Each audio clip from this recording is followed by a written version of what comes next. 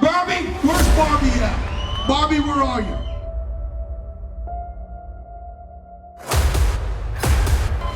Barbie, come out here. Ladies and gentlemen, Barbie the Welder made this for Harley Davidson for the 115th anniversary. Can girls really weld?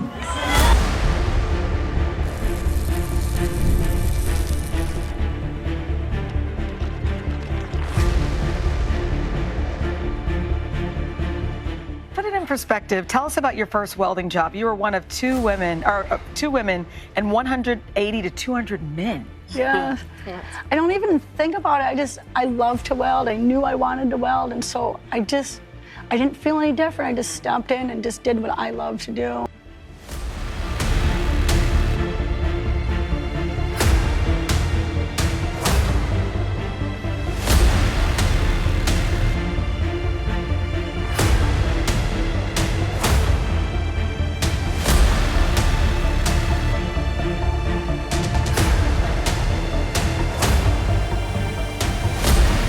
I was told that I was making the worst mistake of my life by quitting my job and going full-time as an artist.